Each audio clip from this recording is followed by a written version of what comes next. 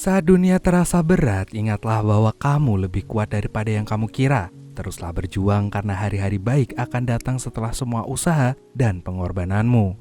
Jangan berhenti, karena kamu sedang membangun masa depan yang luar biasa. Jadi tetap semangat ya buat kamu yang lagi berjuang. Selamat nonton dan selamat malam.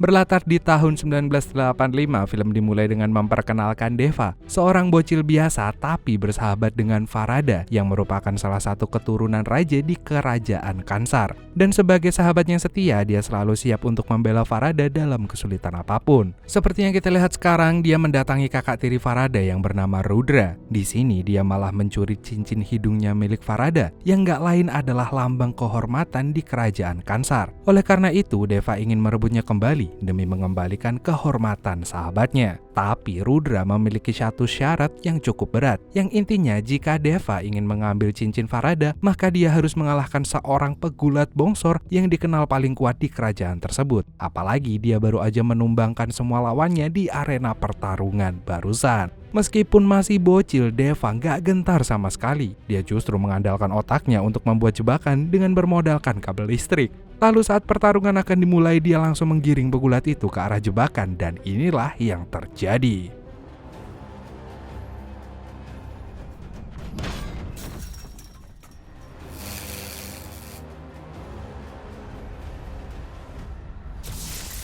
Melihat kemenangan Deva, semua orang pun terkejut bukan main. Mereka nggak nyangka kalau bocah sekecil dia bisa menumbangkan seorang pegulat besar yang 3 kali lipat lebih besar dari dirinya. Dan sesuai kesepakatan, akhirnya Rudra pun mau mengembalikan cincin hidung milik Farada. Current పోలుంటదిగా కాదు నువ్వు మళ్ళీ వాడి ముక్కు పోగు ముట్టుకుంటే Namun pada suatu hari, utusan kerajaan datang untuk menghabisi Deva dan juga keluarganya. Bahkan mereka juga ingin memperkaos ibunya yang merupakan seorang janda. Beruntung Farada datang menghentikan kelakuan para jamet ini dan rela mengorbankan sebuah gelang kehormatan kepada bawahan ayahnya agar tidak mengganggu keluarga Deva lagi. Dan siapapun yang memiliki gelang itu, maka dia berhak untuk menguasai salah satu wilayah milik kerajaan Kansar.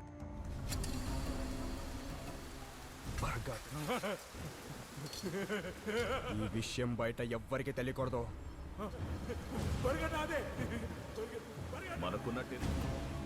Setelah utusan raja pergi, Farada pun meminta Deva dan ibunya untuk pergi ke kerajaan Kansar supaya tidak terjadi hal serupa kepada mereka. Tapi sebelum pergi, Deva bersumpah akan tetap setia kepada Farada dan akan datang jika dia membutuhkan bantuannya. నేను ఇక్కడికి వస్తా నువ్వు ఎప్పుడు పిలిచినా Melihat hal tersebut, asisten Farada mengatakan bahwa di kerajaan Persia pernah ada seorang pria yang bersumpah setia kepada Sultan. Lalu sejak mendengar sumpah itu, Sultan pun menyebutnya dengan nama Salah. Setelah berpisah dengan Farada, Deva dan ibunya hidup dengan sengsara karena selalu diburu oleh pasukan kerajaan. Jadi mau gak mau mereka harus selalu pindah tempat. Di sisi lain, Farada hanya bisa mengenang kebersamaan mereka dan entah kapan bisa bertemu lagi dengan si Deva. Dan 32 tahun kemudian, ada seorang hacker yang baru aja mendapatkan informasi penting tentang seorang cewek cantik bernama Adia. Rupanya Adia sedang melakukan perjalanan dari Amerika ke India. Namun di saat yang sama, dia juga diincar oleh para petinggi kerajaan Kansar, terutama Obulama yang merupakan seorang pelayan setia dari salah satu dewan kerajaan. Mendengar informasi tersebut, Obulama pun langsung mengarahkan 2 gangster kepercayaannya untuk menangkap Adia hidup-hidup. నాకది కావాలా Di sisi lain, ayahnya Adia terlihat panik saat tahu bahwa putrinya pergi ke India. Karena 7 tahun yang lalu, dia dan keluarganya kabur ke Amerika setelah dianggap sebagai pengkhianat oleh Rada alias Dewan Kerajaan Kansar yang berkuasa saat ini. Oleh karenanya, dia sangat khawatir kalau sang anak akan dihabisi juga. Alhasil, dia pun menghubungi sahabatnya yang bernama Bilal untuk menjemput dan menyembunyikan Adia sebelum anak buah Obulama menangkapnya. Awalnya Bilal tidak mau ikut campur dalam hal ini, tapi dia masih punya utang budi kepada ayahnya Adia. Jadi mau gak mau dia pun harus melindungi wanita itu meskipun taruhannya adalah nyawa. మాట గుర్తుంది కదా పిల్ల?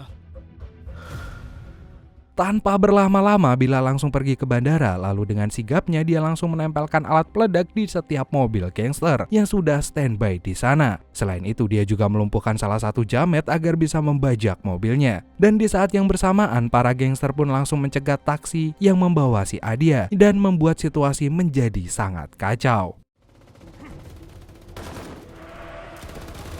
What is going on? Untungnya Adia dimasukkan ke dalam mobil yang sudah dibajak oleh Bilal, sehingga dia pun langsung membawanya kabur lalu mengaktifkan semua bom yang sudah dipasang.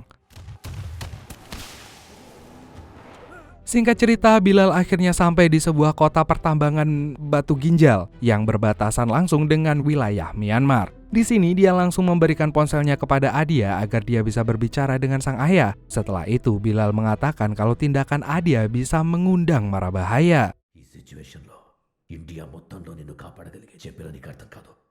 అంత టైం కూడా లేదు. Malam harinya, Bilal meminta Adia untuk memalsukan identitasnya dan mendaftar sebagai guru bahasa Inggris di tempat tersebut. Dan ternyata kepala sekolahnya adalah ibunya Deva. Awalnya dia tidak mau menerima orang asing sebagai guru, tapi dia ingin memberi Adia kesempatan dengan syarat yang cukup berat. Saat ngajar nanti, Adia harus bisa membuat muridnya nyaman dalam waktu 3 hari. Dan jika nggak bisa, maka dia harus pergi di hari keempatnya. పిల్లలకు నచ్చకపోతే 4వ రోజు నువ్వే వెళ్ళిపోవాలి. Sebelum dia resmi jadi guru, ibunya Deva memberi wejangan agar Adia bisa mendidik para murid dengan baik sehingga mereka bisa tumbuh menjadi anak soleh seperti putranya yang tidak lain dan tidak bukan adalah Mas Deva, meskipun sang anak hanya bekerja sebagai kuli serabutan.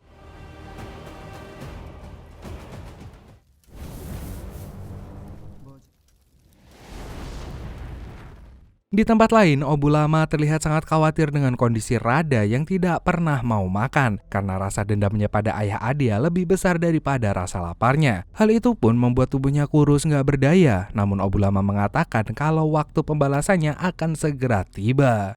మన టైం వచ్చింది.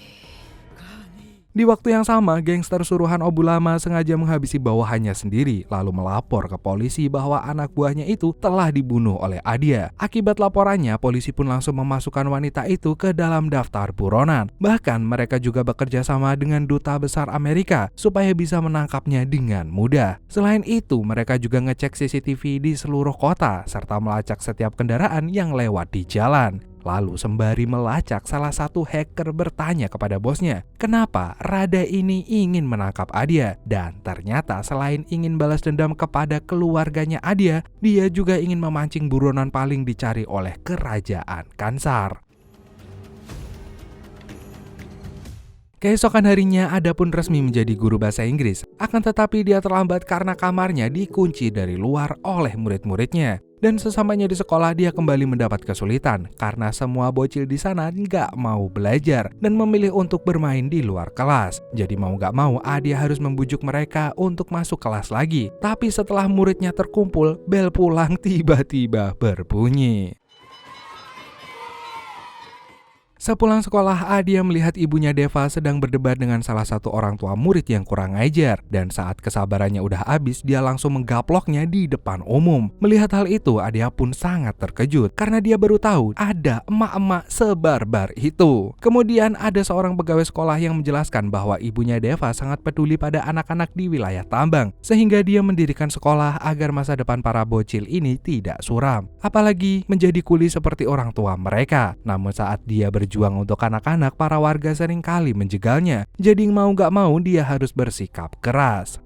Di sisi lain, ada perbedaan yang jauh antara sikap Deva dan ibunya yang bagaikan langit dan bumi. Karena Deva dikenal sebagai orang yang sopan, lemah lembut, dan juga rajin. Tidak hanya soleh, dia juga sering bermain dengan anak-anak setempat untuk mengenang masa kecilnya bersama Farada.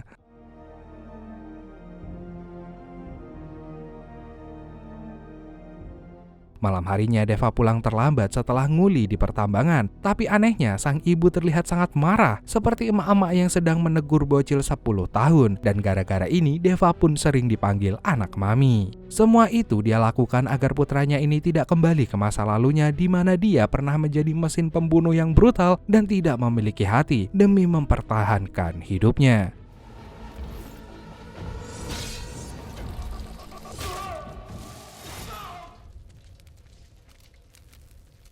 Di hari berikutnya, Adia kembali mengajar di kelas, tapi lagi-lagi para bocil kematian tidak bisa diatur, hingga membuatnya sangat-sangat marah. Melihat cara Adia mengajar, kepala sekolah pun langsung menghentikan pelajaran dan menyuruhnya untuk pergi ke pasar untuk membeli lampu.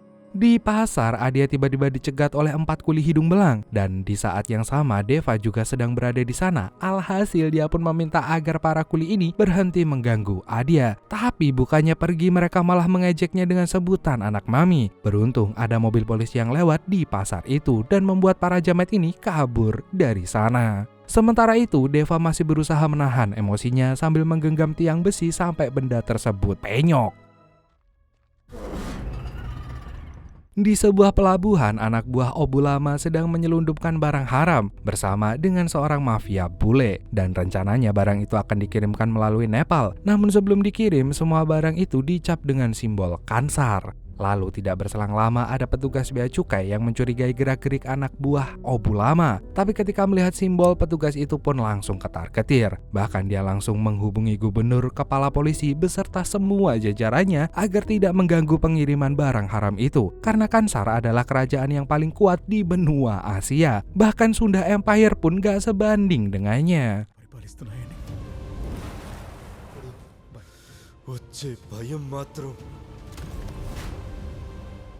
Di lain pihak, Deva sedang merayakan ulang tahun seorang gadis kecil dengan kue yang apa adanya. Tapi saat Deva akan memotong kue itu, ada bocil yang tidak sengaja menjatuhkan lilin, sampai terjadi kebakaran kecil di sana. Melihat ada kobaran api dan Deva yang memegang pisau plastik, sang ibu pun ketakutan dan langsung merebut pisau itu. Di tempat lain, anak buah Obulama menyebarkan foto Adia ke seluruh warga India, termasuk yang tinggal di daerah tambang. Dan bagi siapapun yang menemukannya akan mendapat imbalan 3 motor TVS yang BPKB-nya digadai. Lalu tidak lama kemudian, mereka pun menemukan Adia yang sedang bersembunyi di sana berkat laporan dari kuli hidung belang. Tanpa pikir panjang, para gangster pun bersiap untuk menangkapnya.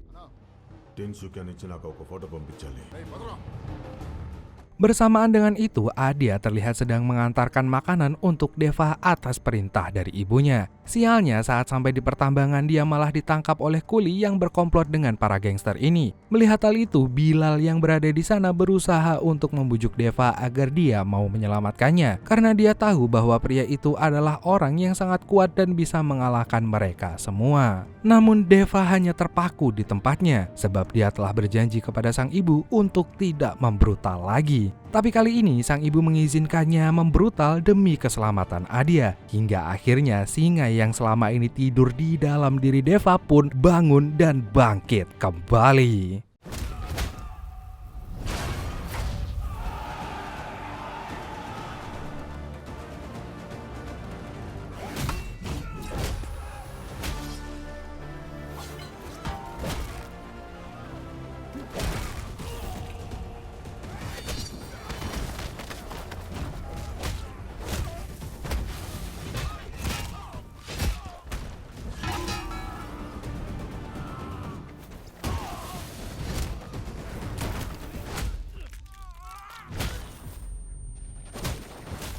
Di saat melihat Deva membantai para jamet, semua orang hanya bisa terdiam dan juga tercengang, karena mereka seumur hidup tidak pernah melihat orang se-OP itu. Bahkan Adia pun langsung tergila-gila dengan kehebatannya Deva. Meski begitu, ibunya Deva punya firasat buruk bahwa mereka sedang dalam ancaman besar. Oleh karenanya, dia ingin mengajak putranya itu untuk pergi dari sana sampai situasinya aman. Selain itu, dia juga meminta agar Bilal membawa Adia pergi sebelum ada gangster yang datang lagi.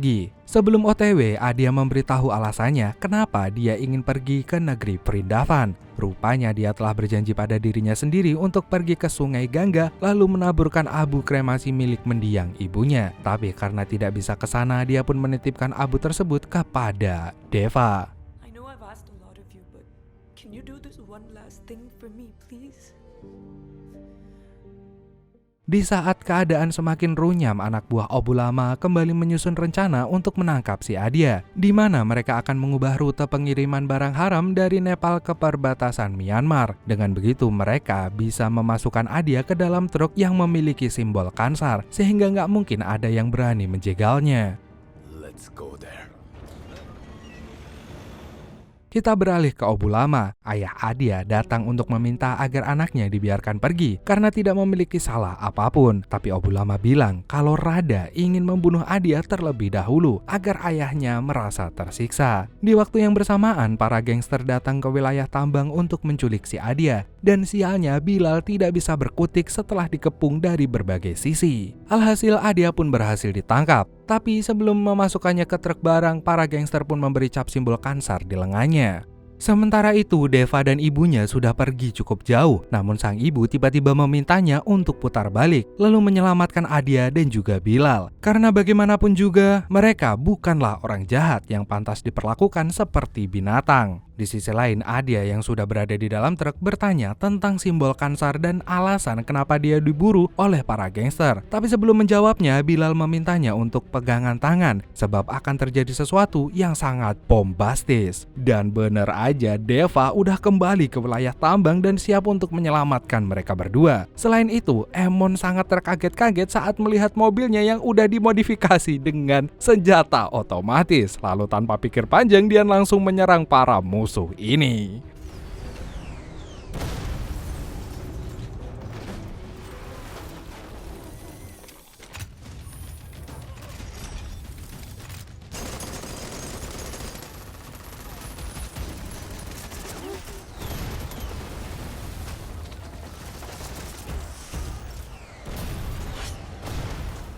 Setelah memporak-porandakan mobilnya musuh, Deva langsung menerobos pertahanan mereka sambil melancarkan serangan yang bertubi-tubi. Dan ketika penutup lengan Deva terbuka, terlihat ada tato simbol Kansar yang sangat sakral, sehingga membuat lawannya tidak berkutik.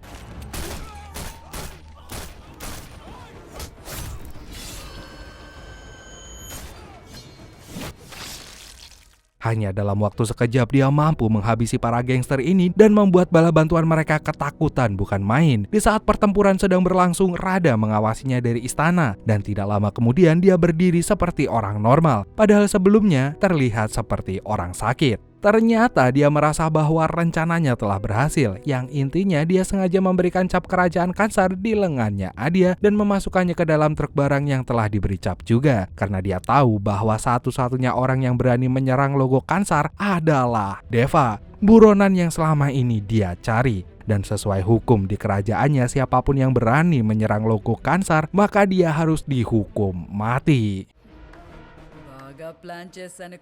Nggak lama kemudian pihak kerajaan mendengar berita tentang kemunculan Deva. Tapi hal tersebut membuat Farada cemas, apalagi Deva akan segera dihukum mati. Namun sebagai seorang pangeran dia harus mematuhi aturan raja. Jadi mau nggak mau dia harus merelakan nyawa sahabatnya sendiri. Setelah pertempuran selesai, Bilal mengajak Adia untuk pergi ke tempat yang lebih aman. Untuk menemani perjalanannya, dia menceritakan tentang sejarah Kansar dan alasan kenapa Deva menjadi buronan kerajaan. Jadi Emon akan ngajakin kalian semua ke 1000 tahun yang lalu, di mana wilayah Kansar ini terkenal dengan para perampok yang suka menjarah desa dan berbuat onar di berbagai tempat. Pada saat itu guys, wilayah Kansar ini terbagi ke dalam 3 suku besar yang terdiri dari suku Manar, Surya Anga, dan juga Ganiyar. Dan seiring berjalannya waktu, ketiga suku ini mengubah wilayah Kansar menjadi kerajaan yang tidak terkalahkan. Bahkan pada tahun 1747, Inggris datang untuk menjajah tanah India, namun mereka tidak mampu menaklukkan kerajaan Kansar. Lalu ketika India merdeka, Raja Kansar menghapus wilayahnya dari peta negara tersebut. Selain keluar dari India, dia juga menegaskan kalau aturan di negara tersebut tidak akan berlaku di Kansar, tapi aturan di Kansar akan berlaku di seluruh tanah India. Sejak saat itu, dunia underground dikuasai oleh Kansar. Dan seluruh perdagangan ilegal dijalankan oleh pihak kerajaan. Bahkan saking berkuasanya, kerajaan juga bisa mengatur pemilu India, kemudian menaruh orang-orang mereka dalam pemerintahan agar tidak ada yang berani mengusik wilayahnya. Selain ikut campur dalam pemilu India, kerajaan Kansar ini juga memiliki sistem pemilunya sendiri. Karena wilayahnya didirikan oleh berbagai suku, maka penunjukan raja harus dilakukan lewat pemilu agar tidak perang saudara. 15 ఓట్లు కలిగిన కాన్సార్కి కర్తగా నియమించుకున్నాడు. Namun pada tahun 1985, raja mereka meninggal dunia. Dan secara hukum Kansar, maka perwakilan suku Surya Angga berhak meneruskan tahta dari raja sebelumnya. Tapi sialnya anak raja yang bernama Raja Manar tidak terima jika tahtanya tidak diturunkan padanya. Sehingga akhirnya dia bersekongkol dengan suku Ganiyar untuk membantai seluruh keturunan dari Surya Angga, termasuk Deva dan ibunya.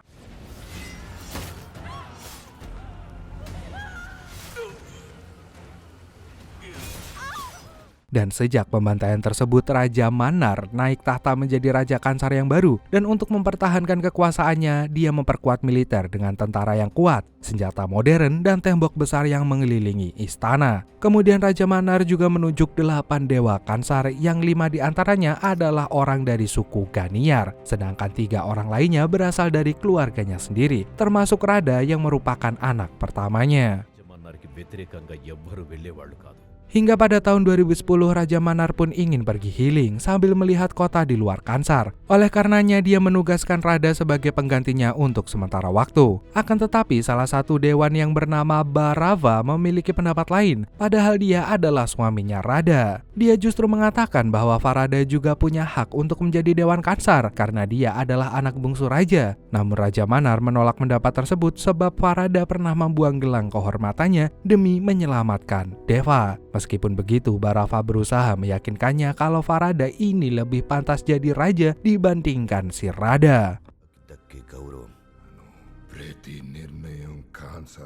Dan gara-gara hasutan Bharava, Raja Manar pun mengadakan rapat penting sebelum pergi meninggalkan istana. Dalam rapat ini, dia ingin memecat salah satu dewan yang bernama Rangga supaya Farada bisa menempati posisinya. Dan dengan berat hati, Rangga pun menyerahkan kursi tersebut. Tapi setelah kejadian itu, Bharava mengompori Rangga dan juga Rudra dengan mengatakan bahwa Farada akan merebut kursi raja dari mereka. Agar tidak kehilangan tahtanya, Rangga dan Rudra pun langsung mengumpulkan pasukan terkuatnya untuk menyerang wilayah kekuasaan milik Farada. Dan sebelum Raja Manar pulang ke istana, mereka pun membantai semua orang yang mendukung Farada menjadi Dewan Kansar.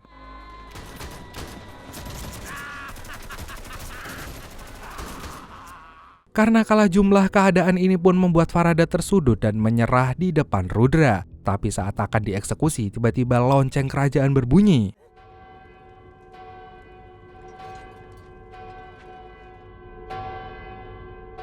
Dan bunyi itu pun menyelamatkan Farada dari meet and greet dengan malaikat maut. Sebab lonceng tersebut menandakan gencatan senjata di seluruh wilayah Kansar yang wajib dipatuhi. Gak terima, Rangga dan Rudra pun pergi ke istana dan melayangkan protes kepada Rada yang membunyikan lonceng tersebut. Sebagai ratu sementara, dia tidak ingin ada perang saudara, sehingga gencatan senjata adalah keputusan yang tepat. Namun Rudra meminta hak vetonya sebagai salah satu anak raja untuk mengadakan pemilu darurat, yang intinya dia ingin mengusulkan pencabutan gencatan senjata supaya bisa menghabisi Farada.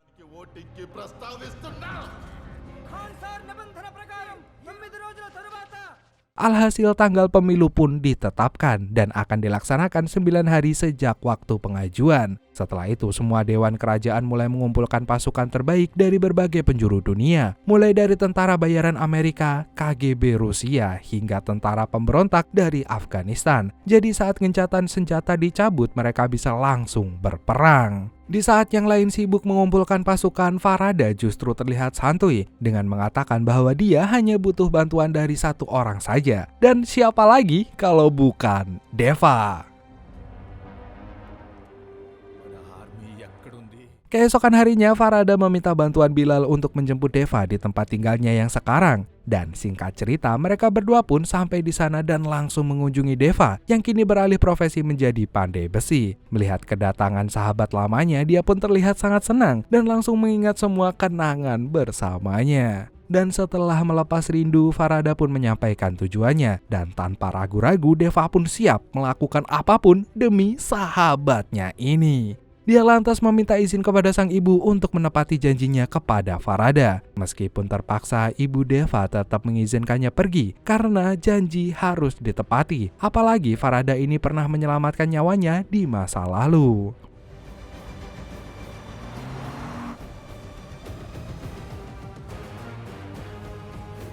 Gak lama kemudian mereka akhirnya tiba di Kansar. Lalu dengan gagahnya Deva berjalan memasuki gerbang kota dan membuat semua orang langsung terfokus pada dirinya.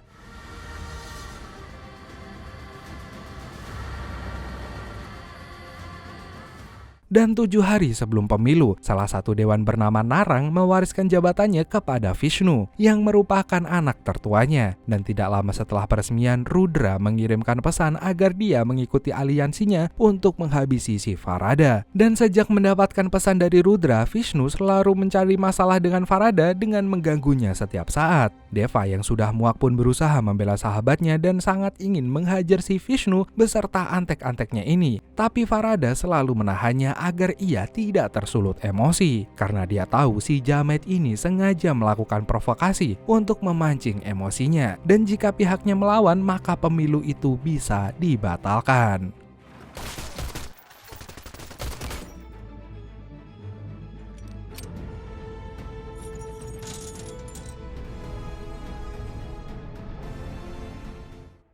ఇంకేంటి సలాప్తారా. Saat melampiaskan kemarahannya, Farada lebih memilih untuk mabuk daripada menggunakan cara yang brutal. Sambil teler dia mengeluh karena tidak ada yang memihaknya di istana. Bahkan orang-orang terdekatnya juga meremehkan keputusannya ketika dia membawa Deva sebagai pelindungnya. నువ్వే చూసుకోవాలి.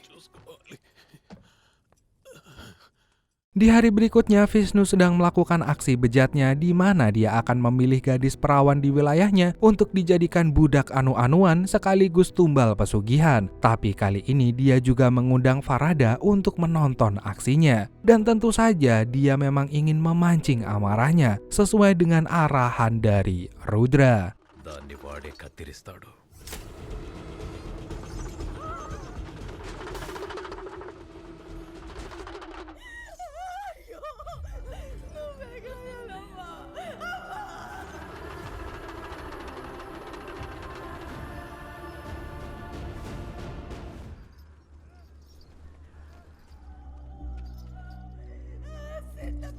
Tidak tega melihat gadis itu, Deva pun memutuskan untuk bertindak. Dia lalu memenangkan orang tua dari gadis yang diambil oleh Vishnu, kemudian memancing amarah para Jamet sampai akhirnya pergelutan pun tidak dapat dihindari lagi.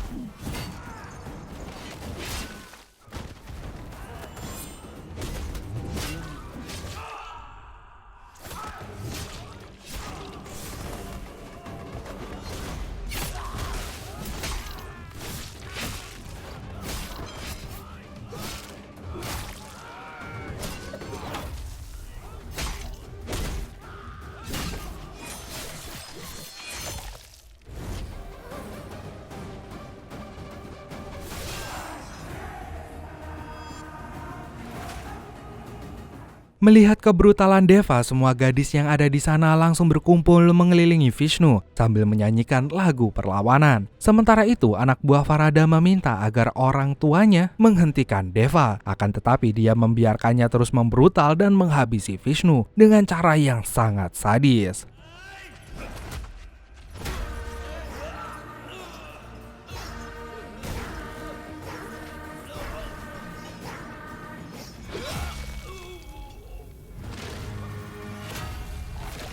Dengan tewasnya Vishnu, para gadis terbebas dari kelakuan si Jamet yang sangat tidak bermoral itu. Dan sesepuh kota pun berterima kasih atas tindakan Deva yang telah menjadi pahlawan bagi orang-orang yang lemah dan tertindas. Tidak butuh waktu lama, berita tentang kematian Vishnu menyebar ke seluruh wilayah Kansar, sehingga membuat Deva, Farada, dan para anggotanya ditangkap oleh polisi kerajaan. Lalu dalam perjalanan menuju penjara, Deva meminta maaf atas tindakannya yang ceroboh. Sementara itu, pihak kerajaan akan tetap melanjutkan pemilu untuk gencatan senjata. Karena yang membunuh Vishnu bukan Farada, jadi secara hukum hal tersebut tidak bisa membatalkan pemungutan suara. Namun jika Narang balas dendam atas kematian anaknya, Farada bisa tewas dan sistem pemilu pasti akan terganggu. Oleh karenanya, pihak kerajaan tidak boleh membiarkan hal itu terjadi. Di lain pihak, Rangga membujuk Radha untuk mencegah Narang balas dendam sebab dia ingin membunuh Farada dengan tangannya sendiri. Tapi Rudra terlihat hanya diam dan merasa kalau rencananya menjadi kacau gara-gara kehadiran si Deva.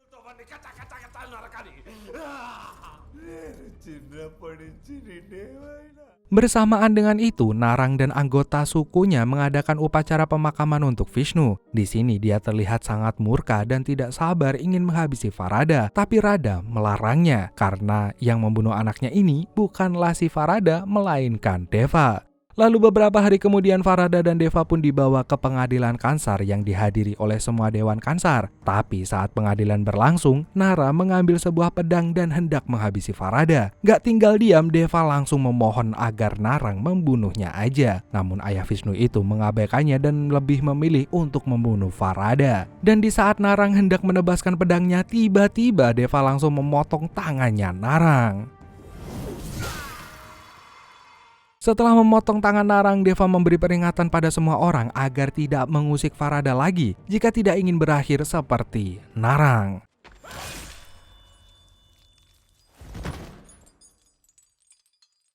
Semenjak kejadian tersebut, para dewan ketakutan bukan main, sehingga Deva harus kembali di penjara. Kali ini dia akan dijatuhi hukuman mati beserta seluruh anggota Farada. Di dalam penjara, Deva minta maaf atas tindakannya, yang lagi-lagi hanya membuat masalah menjadi semakin rumit. Tapi Farada juga minta maaf karena telah melibatkannya dalam masalah kerajaan sampai membuatnya di penjara.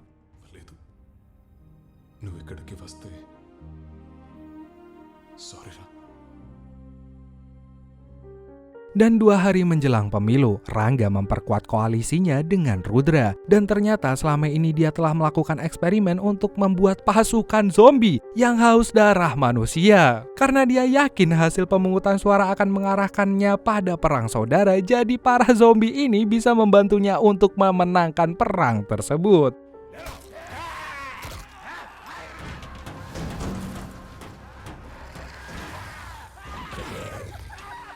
Keesokan harinya, Rudra mengunjungi Farada di penjara untuk bernegosiasi dengannya. Dia lantas mengingatkan agar Farada tidak golput dan harus memilih keputusan perang dibandingkan gencatan senjata. Dan kalau tidak mengikuti perintahnya, maka dia tidak akan segan untuk menghabisi Farada setelah pemungutan suara. Gak lama kemudian, Radha juga datang mengunjungi Farada. Tapi berbeda dengan Rudra, dia justru menyuruhnya untuk memilih gencatan senjata. Jika tidak, maka pihak kerajaan akan membunuh semua orang yang disayanginya. సరైన నిర్ణయం తీసుకుంటావు. Singkat cerita, hari pemilu pun tiba yang akan diikuti oleh semua bangsawan Kansar. Bahkan Raja Manar memutuskan untuk pulang untuk ikut memberikan pilihannya. Lalu ketika suaranya imbang, Farada dipanggil untuk menjadi penentu hasil akhirnya. Dan gak disangka-sangka dia justru memilih opsi perang.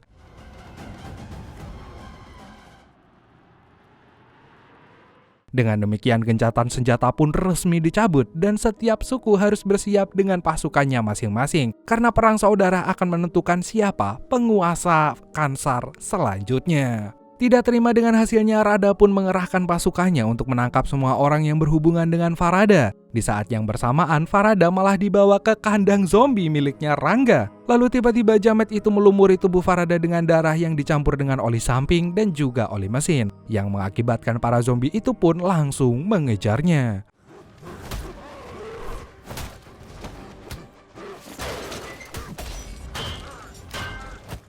Di tempat lain, Deva akan segera dihukum metong bersama semua orang yang memiliki hubungan dengan Farada. Tapi sebelum dieksekusi, dia meminta para algojo untuk mengasah pedangnya lagi karena senjata tersebut belum cukup tajam untuk memenggal kepalanya. Buset! Di saat mereka sibuk mengasah, Deva malah menghampiri seorang dukun istana, kemudian memintanya untuk membuat sebuah tato yang kelak dikenal sebagai simbol Kansar. Lalu setelah tatonya selesai, para algojo langsung mengayunkan pedangnya dan bersiap mengeksekusi Deva.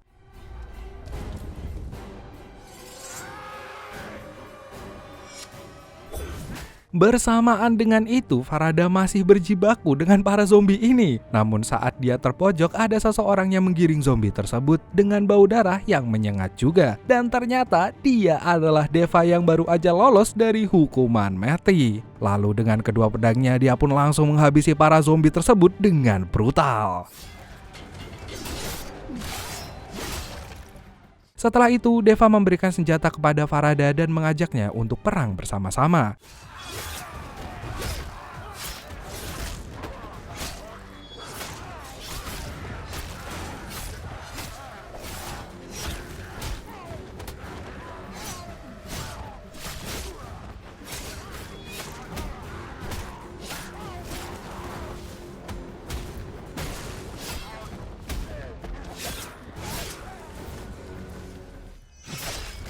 Karena pasukan zombie tidak bisa mengalahkan duet maut itu, Rangga pun langsung mengarahkan pasukan bersenjata yang menaiki motor KLX untuk membumi hanguskan mereka berdua.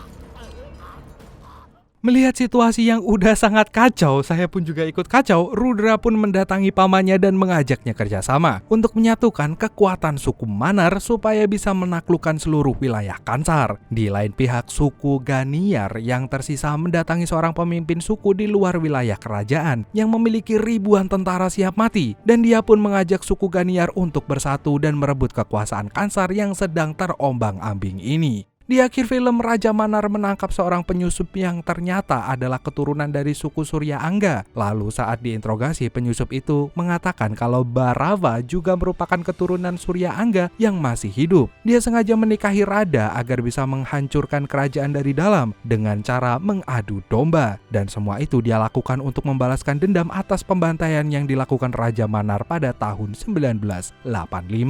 Selain itu, dia adalah dalang yang membuat Deva kembali ke wilayah Kansar karena dia adalah keturunan dari pemimpin Surya Angga yang seharusnya menjadi raja.